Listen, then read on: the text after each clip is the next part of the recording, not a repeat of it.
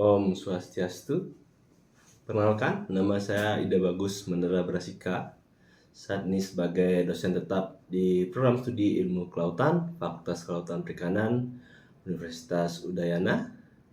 Dan saat ini melaksanakan sertifikasi dosen. Dan video ini adalah bagian dari PDD UKT-PT bidang pengajaran sertifikasi dosen, di mana akan saya sampaikan perihal proses pengajaran pada mata kuliah perubahan iklim dan ekosistem laut pada program S1 Ilmu Kelautan di Fakultas Kelautan Perikanan Universitas Udayana.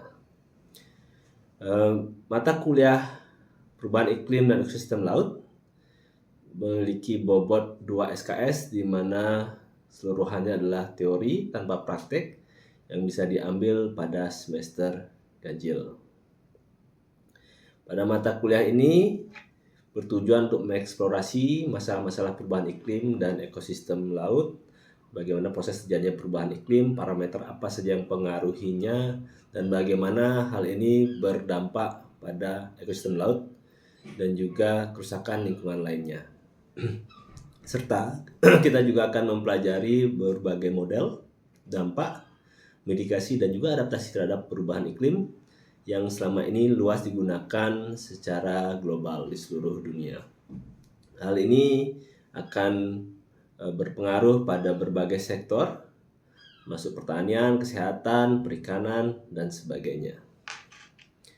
Dalam mata kuliah perubahan iklim dan ekosistem laut, dapat CPMK yang harus dipenuhi. Pertama yaitu mampu menjelaskan dan menegaskan pengertian perubahan iklim, prinsip-prinsip dan kriteria perubahan iklim. Yang kedua adalah mampu menjelaskan dampak perubahan iklim dan ekosistem laut. Ketiga, mampu menjelaskan dan menegaskan potensi perubahan iklim yang akan terjadi serta ekosistem laut secara umum serta permasalahan lingkungan yang menyertainya. Dan yang terakhirlah mampu menjelaskan dan menegaskan penyebab perubahan iklim dan juga ekosistem laut.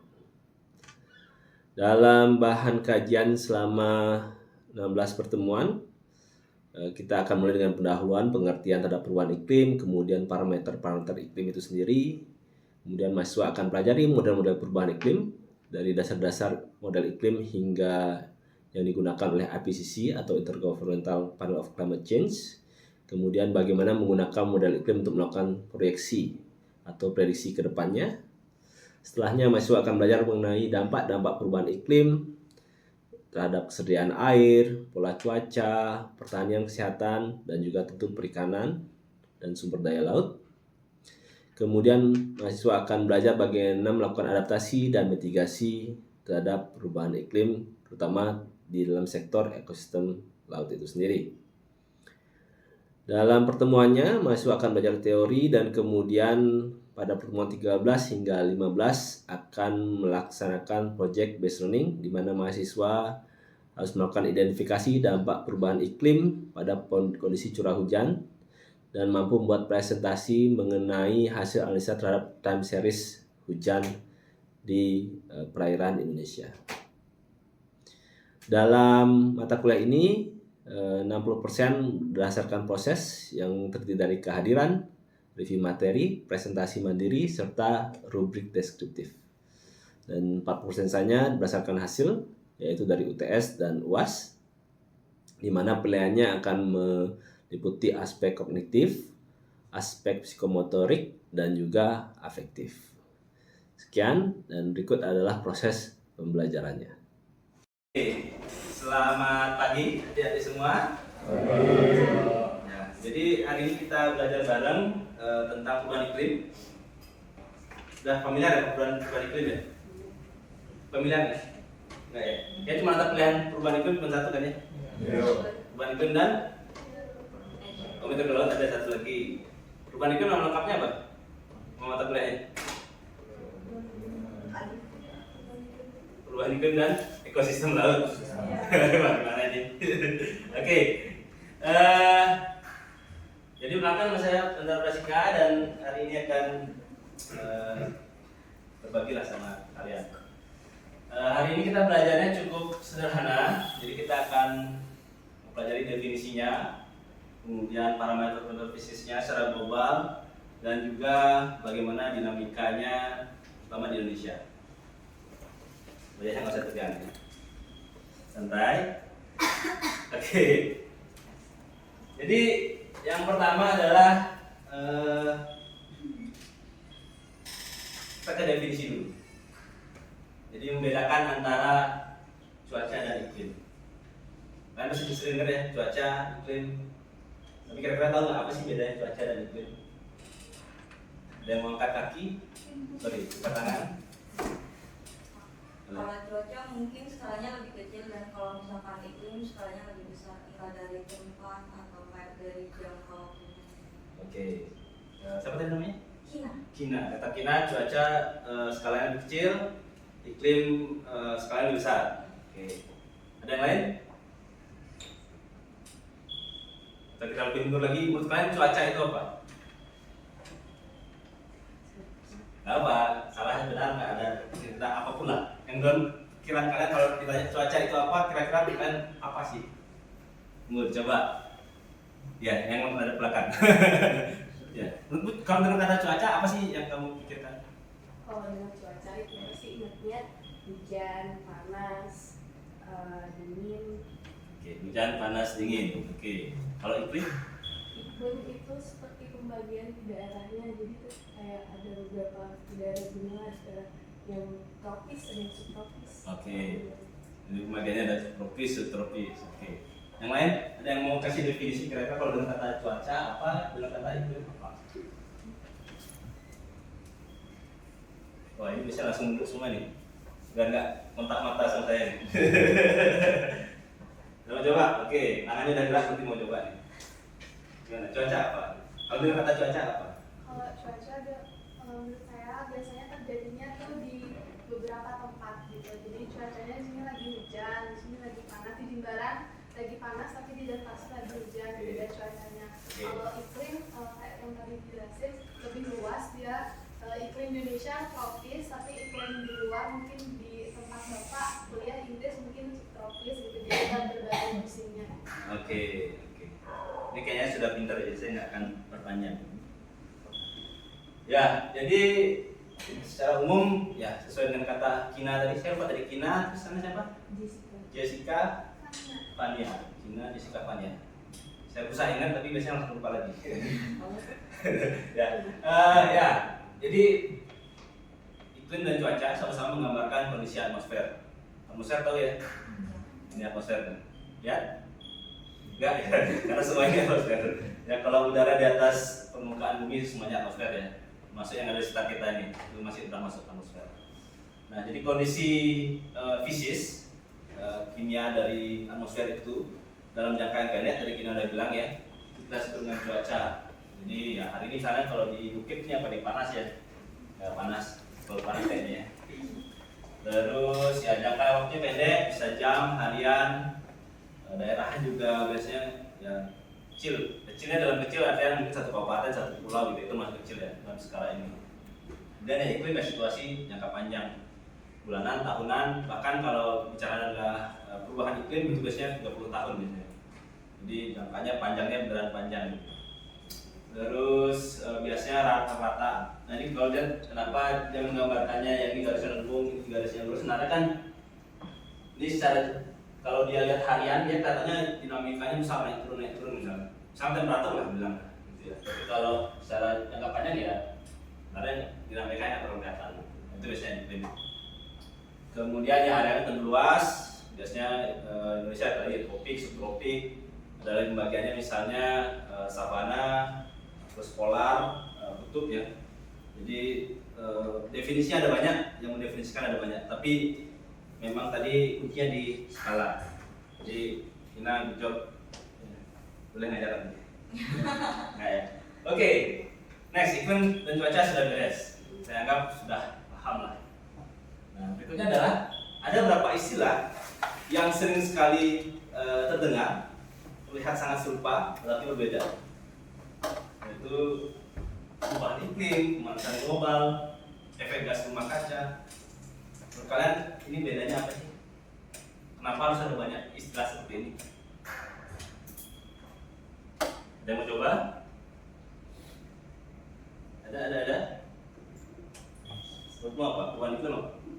Kalau perubahan iklim itu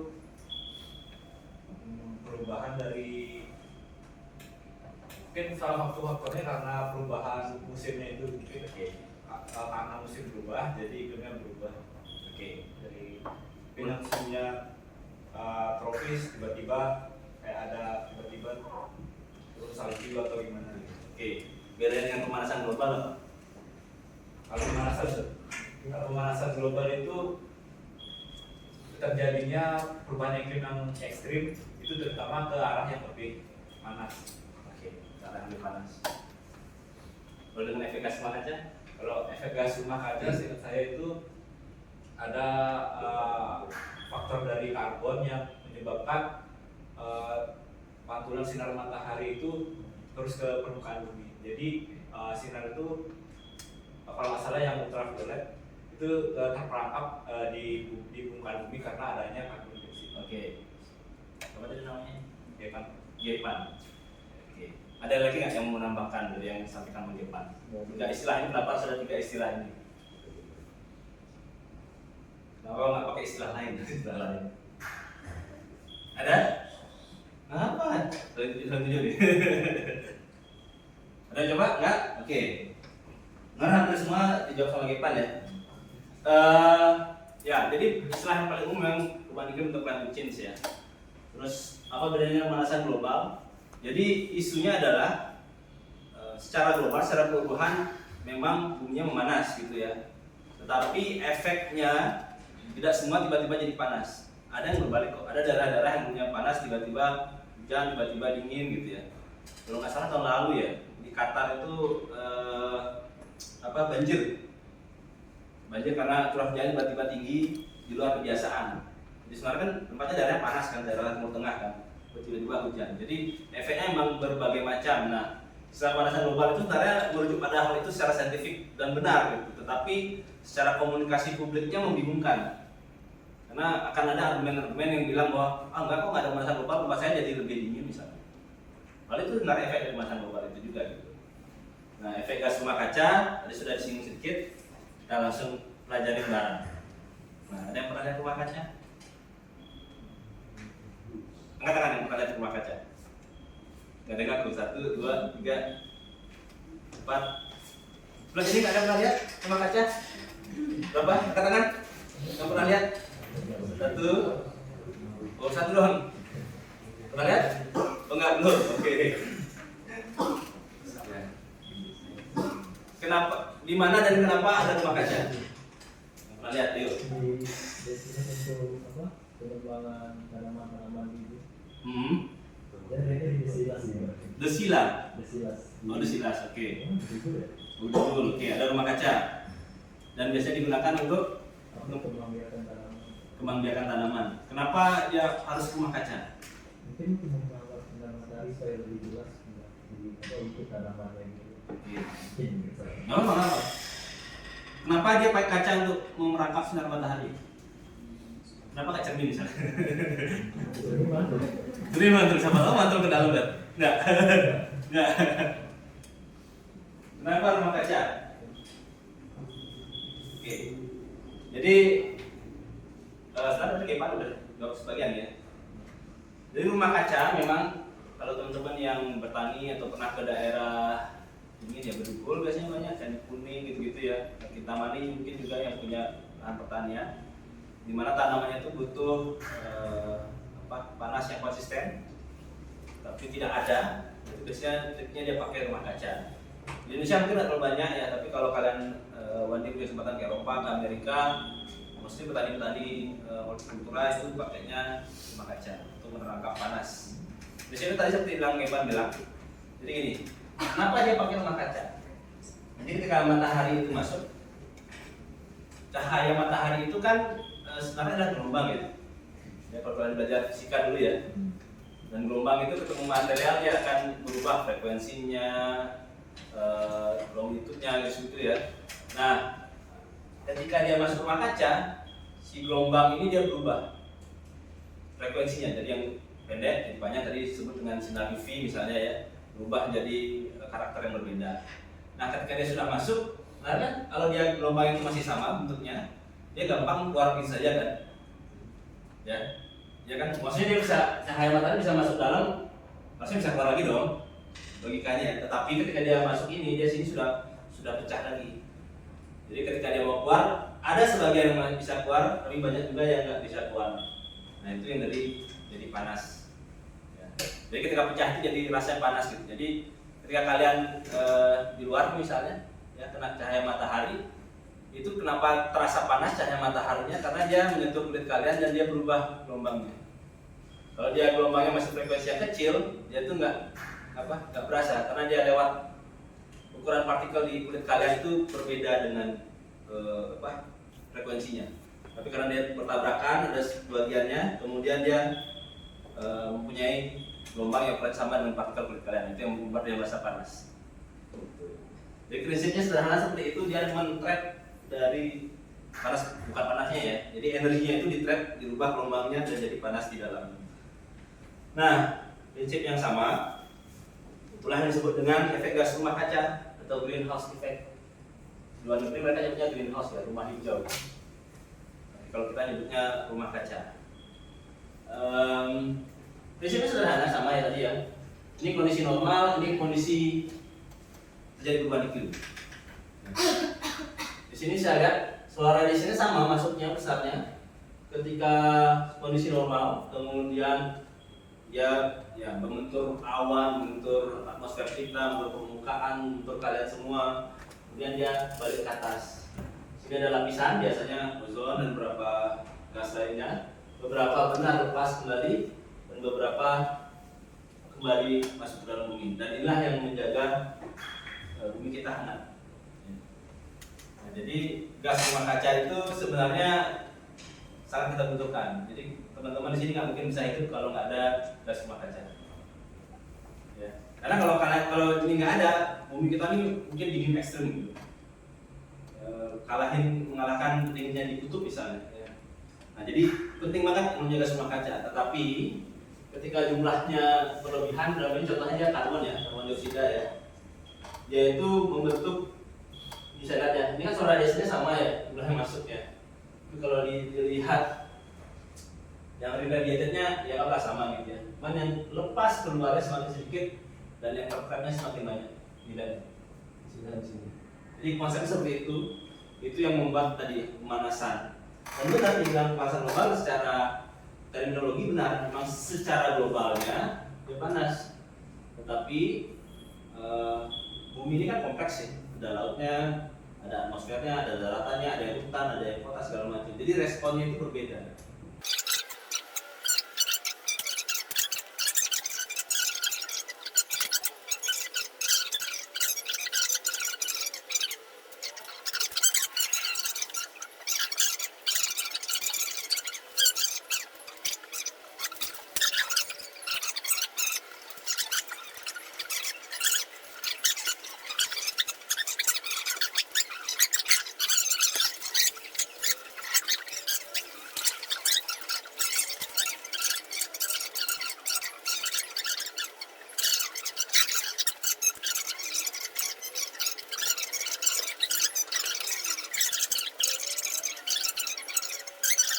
Saya utamanya ini cukup robust karena dia dikerjakannya seratusan lebih ilmuwan dunia lah, dan dia nggak cuma satu negara, jadi koneksi antar negara dan diuji dengan berbagai model dan dataset. Jadi sejauh ini belum ada yang lebih lengkap daripada ini. Mungkin kalian bisa buat lagi yang lebih lengkap, tapi sulit soalnya perlu banyak orang dan energi. Nah, kurang lebih kondisinya sekarang ini terakhir terbaru, emisi karbon yang lepas itu dia bilang ada 40,7 satuannya di sini ya, petagram karbon per tahun, di mana sebagian besar itu berasal dari tadi disebut ya, industri, kendaraan dan teman-temannya itu ada 36, kurang lebih mungkin sekitar 80% ya dari total emisi keseluruhan. Dan sekitar 20%-nya, ya 4,4 dan 10-20% itu dari land use change, perubahan lahan. Perubahan lahan yang dimaksud adalah Yang paling berasa sih tentunya adalah misalnya dari hutan ke pertanian, atau dunia pertanian jadi perkotaan misalnya, dunia palm oil jadi padi misalnya, dan seterusnya ya. Terus mangrove, dulu mungkin daerah mangrove terus hilang, nah itu juga land use change ya. Jadi itu sebagian besar, tapi ini perhitungan secara globalnya. Tapi di Indonesia beda cerita, karena Indonesia industrinya nggak besar. Jadi sebagian besar dari perubahan lahan, terutama hutan yang beralih ke lahan pertanian. Dan hebatnya Indonesia adalah dari sisi industri, Indonesia jauh lah dari negara yang menghasilkan emisi karbon. Tapi kalau masuk di section ini, lahan Indonesia itu 3 besar dunia. Jadi sayangnya cuma Brazil sama Democratic Republic of Congo di Afrika. Brazil di Amazonianya, ya kita, kemudian Kalimantan, Sumatera, dan Papua yang banyak terus. Nah, sebagian dari itu tentu stay di atmosfer karena lepas ya. Ini yang Indonesia ini macam-macam ya, dari kebakaran langsung ya lepas, kalian bisa lihat smoke-nya. Tetapi meskipun nggak dibakar pun, misal hanya ditebak itu mati, dia lapuk, itu juga akan melepas karbon secara alami. Dan bentuknya tidak berupa asap. Ya. Sebagian besar lepas ke udara, tapi tidak semuanya stay di udara ya, karena dia akan kembali. Tuh, jadi total tadi kan 40,7 tuh, sekitar 16-nya adalah stay di atmosfer, sekitar 23,8-nya itu akan sinking. Jadi dia karena masanya di atas dari massa udara. 12,5 itu akan sinking di land dan sungai.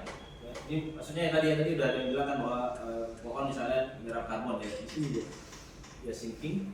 Tetapi banyak juga yang ke laut, 10,3 dari 40,7 berarti 25%. Jadi emisi karbon yang kita lepaskan ini sekitar 25-30, berarti sepertiganya itu ditanggung oleh laut kita. Lalu dia nggak ngapa-ngapain, nggak tahu apa-apa kok dia mengalami gitu ya. Jadi kita harus berterima kasih sama laut kita. Oke. Yang kedua, gas yang penting adalah metan. Ada yang tahu metan ada di mana?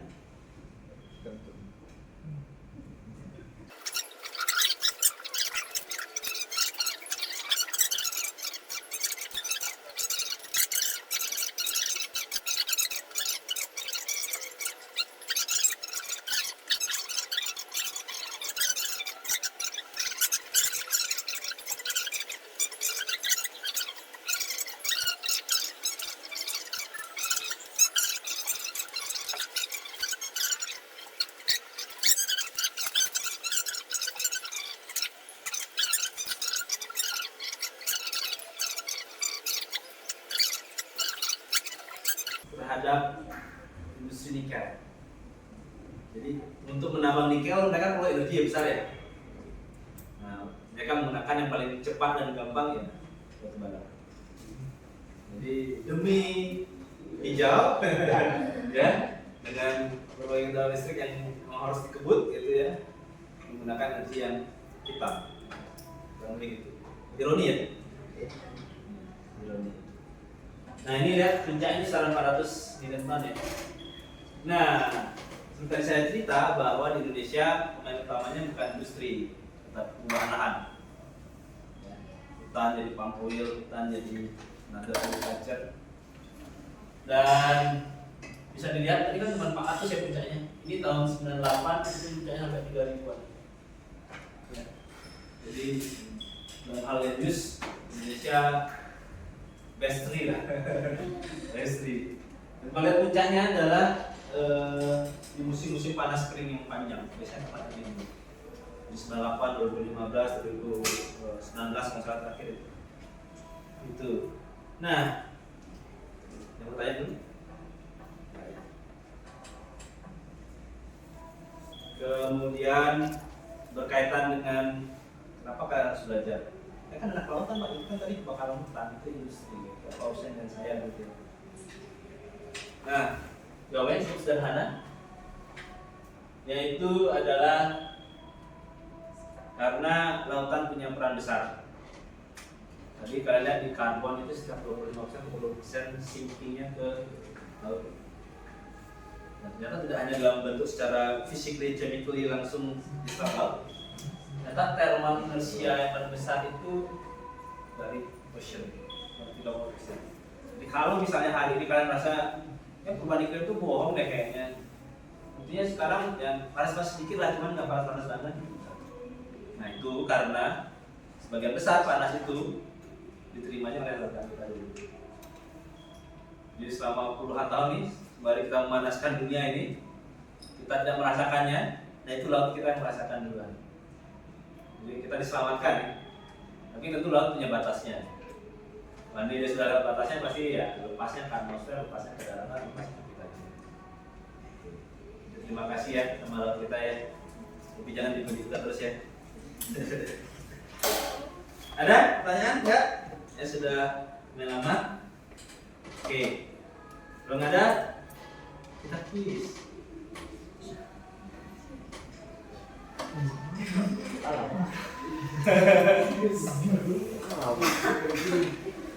Oke.